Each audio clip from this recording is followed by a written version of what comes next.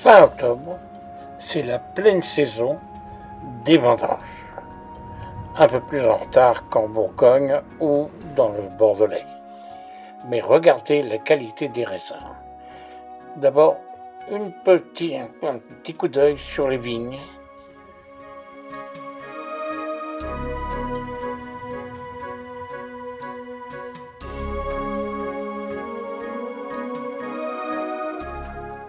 Et voici Usseren, les trois châteaux.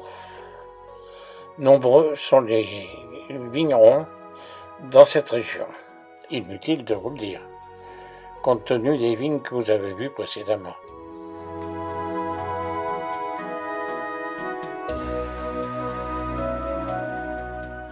Fin de matinée, nous redescendons vers la ville d'Egizem. Nous avons trouvé une place pour garer la voiture. Alors profitons-en et faisons un tour de ville. Mais il s'avère une petite chose, c'est que nous avons un petit creux à l'estomac et nous allons nous diriger vers un petit restaurant typiquement alsacien.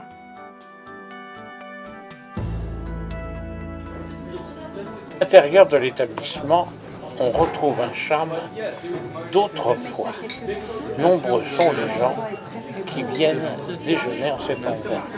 Nous allons en juger par la suite de la commande que nous allons faire. Mais en Alsace, ne pas bien manger, ça n'existe pas. Et nombreux sont les souvenirs de cuisine, les tasses, les plats et tout ce que vous voudrez sont accrochés au plafond. Ah, quelle merveille!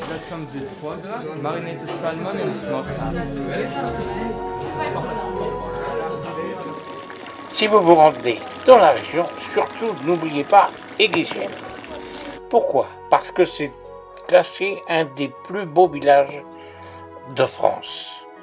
Ses fleurs, ses fers forgés, ses couleurs, ses toits, ses publicités, des bons vins, puisque nous sommes en pleine région des bons vins de l'Alsace. Sur la place, vous trouverez la chapelle du pape Léon IX.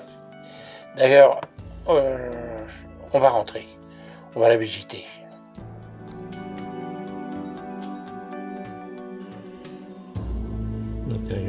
Nous voici à l'intérieur de la chapelle Saint-Léon.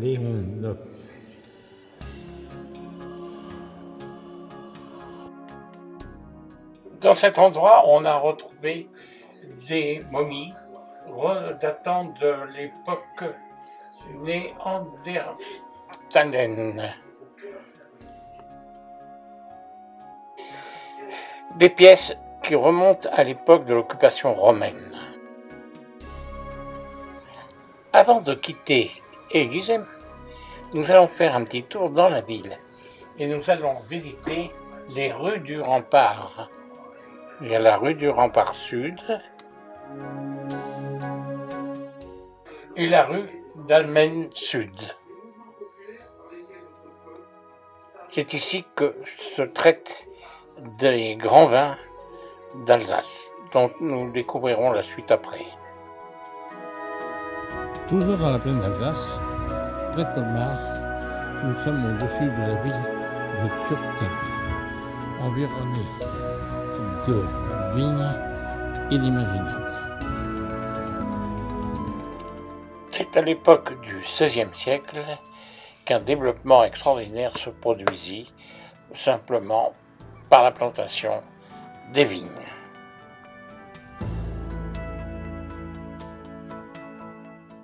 De par son environnement, la ville de Turckheim est essentiellement viticole, comme vous pouvez le constater. Et comme vous pouvez en juger, nous sommes à l'époque des pleines vendanges. Un dernier coup d'œil sur ces vignes splendides. D'après les bases, la ville de Turckheim semble remonter déjà à l'époque romaine. Entrée par la porte de Bran. Lors des invasions barbares, la tribu des Thuringien s'y établit sur le nom de transmettra ensuite pour arriver au nom de Turckheim. En 1312, la ville obtient le statut privilégié de la ville libre et le droit de XVIe siècle marque l'apogée de la ville.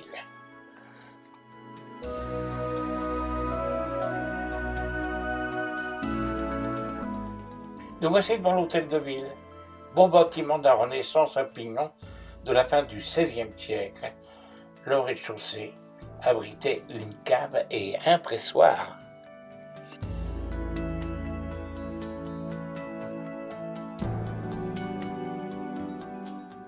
Toutes ces maisons s'illuminent avec leurs fleurs aux bordures des fenêtres sur les balcons.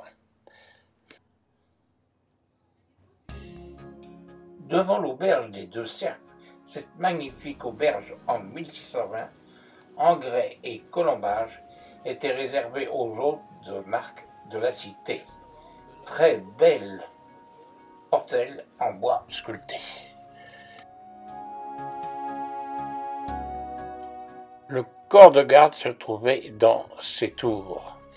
Ensuite, ce fut le point de rassemblement, à la suite de cloches sonnantes, que les gens venaient se réunir et converser.